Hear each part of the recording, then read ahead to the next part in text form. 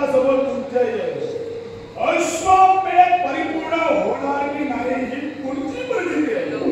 साम्राट प्राप्त होईल अश्वमेध बंधन केलेला म्हणजे अश्वमेध पूर्ण होणार नाही हे पुढचं भविष्य तुम्ही आठवणं ठेवलात नाही का?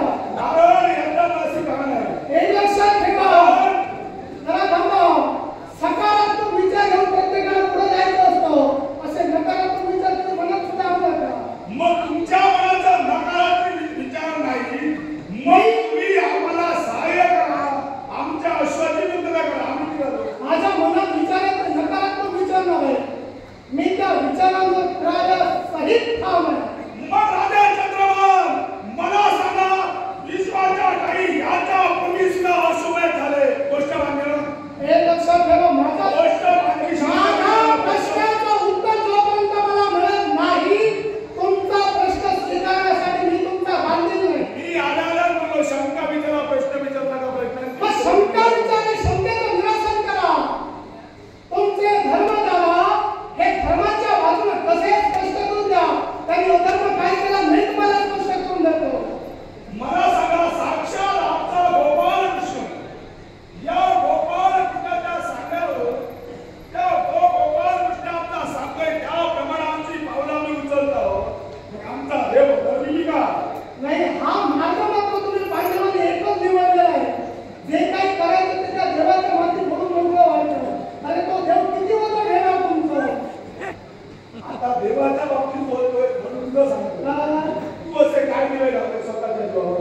मी माझे आता जे काही झालं ते राजाच्या जीवावर झालंय. ते सांग तुझ्या उड्या फक्त त्या देवाच्या जीवावर. ऐका मी बोलतोय ते स्वर्ग आत्महत्या बोललो म्हणून झालेलं नाही. मग बोला ना लवकर बोला. राजा सगर अयोध्यामध्ये राजा सगर या सगळ्यांना सुद्धा अश्वमेध केला आणि अश्व सुद्धा सोडला. याचा अश्व ज्यावेळी या दिशेला आला त्याच वेळी तो राजा सगर आणि त्याचे 60,000 सहस्त्र पुत्र हे त्यांच्या संरक्षणासाठी होते. आणि यांनी काय केलं हे त्या गरुड भवनापर्यंत आले आणि त्यांनी हे तुला सारं गरुड भवन लुटलं. तुला देशोधडीला लावणार न लावणार एवढ्या पाठीला पाय लावून जिकडे तिकडे विश्वात फिरत होता. पळत होतो. पळत होतास मान्य काय तिकडे पळत होतास त्यावेळी तुझा त्या देवाचा एकही भक्त नाही असा तुझा तो देवेंद्र. तुझा देव देवेंद्र असं म्हणा. हे मी माझं ठरले माझ्या मताप्रमाणे म्हणणार आहे. नाही नाही तुमच्या सारखं काही धर्म देणार नाही. असू दे तुझा तो त्याचा मुलगा आहे ना तुझा तो देवेंद्र हा स्वर्गातून जात होता. पाहिलं तर काय तर एक भक्त आहे ज्याला आपली नितांत गरज आहे असा तो भक्त पळतोय. त्याने विचारलं ए बाळा तुझं काय झालंय असं जेव्हा त्यानं विचारलं तेव्हा तुला कळलं होती. कारण तुझं सारं गरुड भवन लुटलं आणि तुला जगण्याचा काही तुझी आशाही नव्हती. तेव्हा म्हणालास देवेंद्रा महाराज माझं सारं गरुड भवन लुटलेलं आहे. मला आधार मला सारी हवंय. त्यावेळी त्या देवेंद्राला संधी साधली आणि त्यानं तुला आपला निश्चित भक्त बनवलं. त्याच्यानंतर देवेंद्राच्या आणि तुझ्या भेटी गाठी व्हायला तू स्वर्गात येऊन जाऊन राहावं लागलास. हे असं काही नाही. आणि दुसरी गोष्ट माझ्या देवाच्या बाबतीत बोला धरून तुझ्या देवाला आता दिवस मला सांग याच्यानंतर तू घाबरून गेलास. आता पुढं काय होणार. अरे तुझा देव त्या देवाला तुला शब्द दिला की या संकटातून मी तुझी मुक्तता करणार. अरे देवत्व अरे देवेंद्रानं शब्द दिला पण शब्द देऊन विचारायला पाहिजे. कारण माणसानं बोलताना 10 वेळा विचार करावा. बोलून कधी विचार करू नये. त्याच्या पुढे घडलं काय शब्द स्वतःचा परिपूर्ण करायला हवा. म्हणून काय केलं पृथ्वीला विवर घडून लागलं.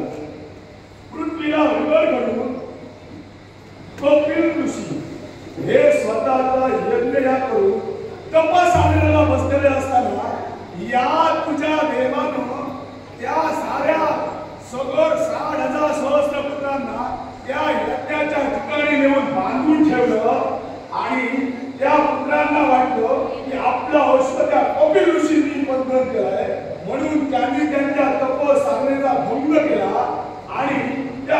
मागील ऋषींना जागृत केलं, त्यांनी त्यांना चालून भस्म केलं. मग या तुझा जो देव त्याचा मोठेपणा तू सांगतो, यानं काय लावलं बघा तो सांग. माझ्या जीवनात काय केलं ते सांगू नका. माझी शंका निरसन झालेली नाही. तुमचे धर्मदाता धर्माचे जर पुरस्कर्ते आहे, तर ते धर्माचे पुरस्कर्ते कसे ते पटवून द्या. त्यांनी अधर्म काय केला हे मी तुम्हाला पटवून देणार आहे. वरून वरून घरट्या घालू नका, मुद्द्याचं बोला. मग ऐका, साम्राट आम्हाला ज्येष्ठ आहे, ते म्हणजे आमचे युधिष्ठिर महाराज. आणि जोपर्यंत आमचे ज्येष्ठ बंधू आहेत, तोपर्यंत ज्या प्रमाणात ते सांगणार त्याच प्रमाणे आम्ही वागणार. भलेही याच्या पुढील प्राप्त परिस्थिती काय असेल याचा विचारही आम्ही करणार नाही. आता तुमच्याबरोबर फिरायला मला फार वेळ नाही. त्यामुळे त्यांनी काय अधर्म केला सरळ आणि स्पष्ट तुम्हाला सांगतोय. 18 दिवसाचं महाभारत युद्ध, युद्धाच्या त्या कुरुक्षेत्रात त्या रणभूमीवर उपस्थित होता. होय किंवा नाही निश्चित नको.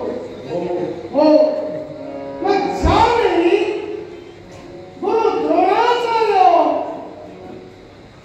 हे ज्यावेळी तुमच्या समोर उपस्थित राहिले, त्यावेळी गुरु द्रोणाचार्य हे तुम्हाला कोणालाही अटकणारे होते.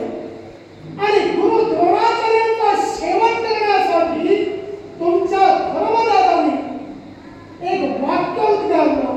तुमच्या कधी पडलं ते पडलंही असेल नाही. काम सांगा, होय का नाही? जर तुम्ही सांगता ते तुम्ही शब्दशः पटवून द्या, म्हणजे आमच्याही लक्षात येईल तिथं काय घडलं. नाही घडलंय काय लक्षात येईल का? काय सांगता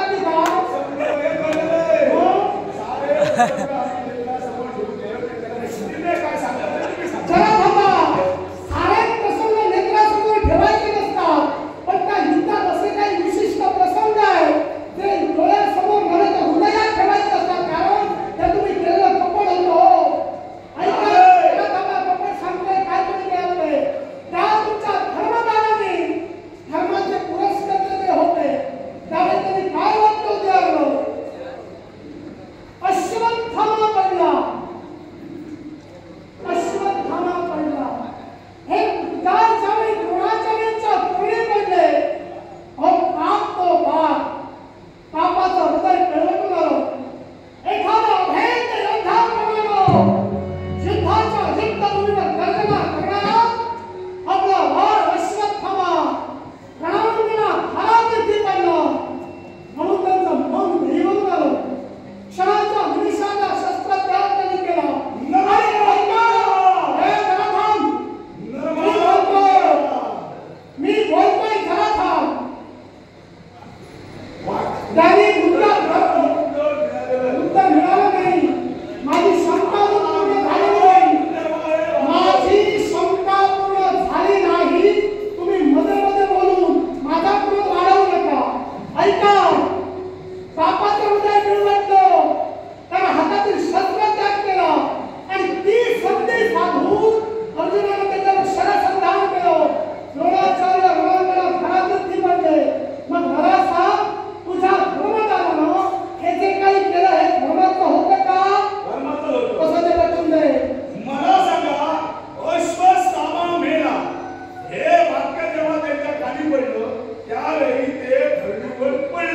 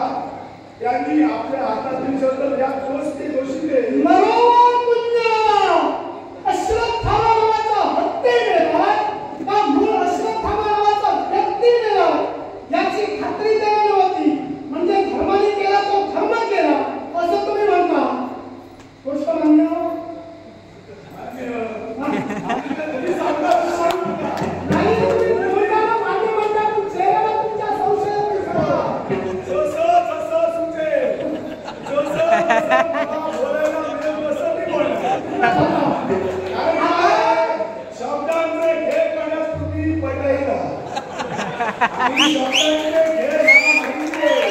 शब्द आम्हाला समजला तुम्ही वाढवला आणि बदल तरी म्हणा हे तुला मान्य आहे. मी हो म्हणा की मला तुम्ही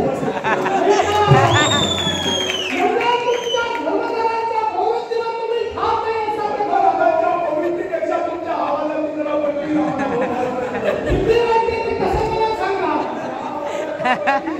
तुम्ही कोणत्या प्रश्न कोणत्या विषयानं कसा मिळवा आणि आम्हाला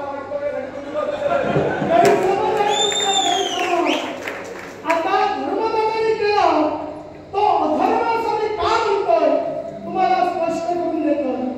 अहो युद्धाच्या वेळी पहिल्या दिवसापासून गुरु द्रोणाचार्य युद्धभूमीवर शरणागती म्हणजे धारापती पडेपर्यंत तुमचे धर्मदाता म्हणजे युधिष्ठिर यांचा जो रथ होता तो रथ भूमीपासून 4 अंगुळ वर चालत होता. कारण धर्मनिष्ठ तत्वनिष्ठ राजकर्ता म्हणून हा प्रकार त्यांच्या बाबतीत घडत होता.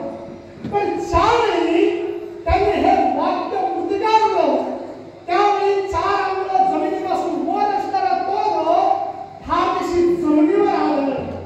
याचा अर्थ काय त्यांनी केला तो अधर्म केलेला होता आणि म्हणून मी म्हणतो अशा अधर्म राजकर्त्याचा स्वीकार मी केव्हा नाही करणार. आम्ही जर अधर्माला वागलो मग 18 दिवसाच्या महाभारतानंतर विजयाची आमच्या बाजूला आम्हाला प्राप्त झाला. विजयाश्री तुमच्या पराक्रमामुळे नव्हे. या अर्जुनाचा जो सारथी होता तो म्हणजे गोपाळ कृष्ण आणि त्याच्या रथावर जो होता कोणता आठवतंय तुम्हाला ते सांगू. तुम्ही प्रसंग अनुभवला जो प्रसंग तुम्ही बोलणार तो तुम्ही सांगा. मी बोलणार एका सभाच्या वर आवड कोण होता वज्रदेव आणि हनुमंत. या दोघांनी जे पराक्रम केले त्यांनी जे घडवलं ना म्हणून विजयाची तुम्हाला प्राप्त झाली. उगाच काहीतरी बोलू नका. काय बोलू? मग म्हणाला आम्ही अधर्म केला. आता हा देव वर होता तो देव खाली होता तो देव इथं होता तो देव तिथं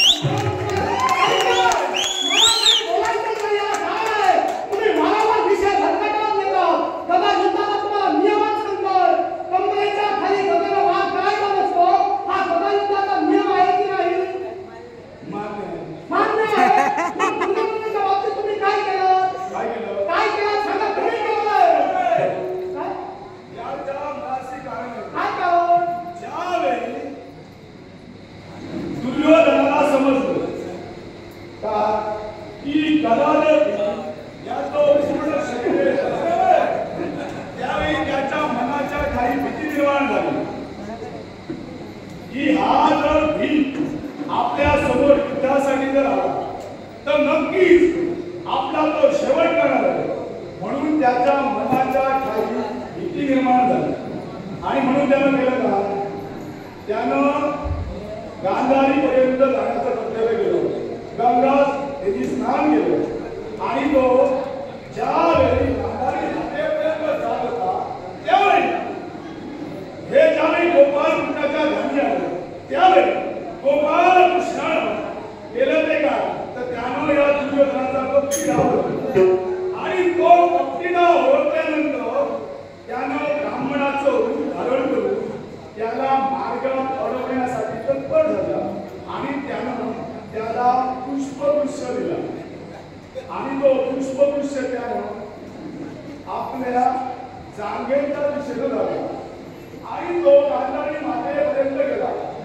गांधारी मातेला दिसत असल्याकारणानं तिनं जेवढ्या त्याच्या शरीराच्या भागावर स्वतःचा हस्त फिरला तेवढं त्याचं शरीर वज्रमय झालं आणि म्हणूनच त्या डोळ्यात दफून बसलेल्या दुर्योधनाची मांडी पडून त्या माझ्या द्रौपदीचं केशबंधन मी केलं. यात मी अलोकन केलं ते सांगा. कदा युद्धात प्रवीण तुम्ही आहात, कदा युद्धाचा नियम तुम्ही पायदळी का तुडवला?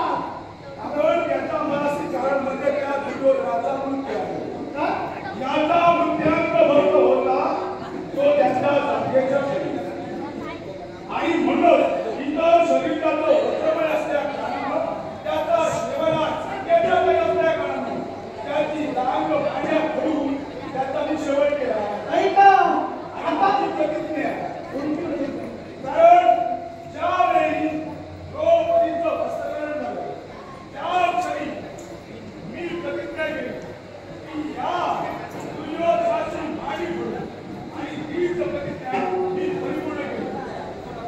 म्हणजे केलेली प्रतिज्ञा पूर्ण करण्यासाठी तुम्ही अधर्माचा वापर केला. मग तुमच्यासाठी तुमच्या राजाचा अधर्म मी सांगितलं पण शेवटी अधर्म करणारे तुम्ही. तुम्हाला तो अधर्म मान्य नाही. तुमचा शासन सत्ता मला मान्य नाही.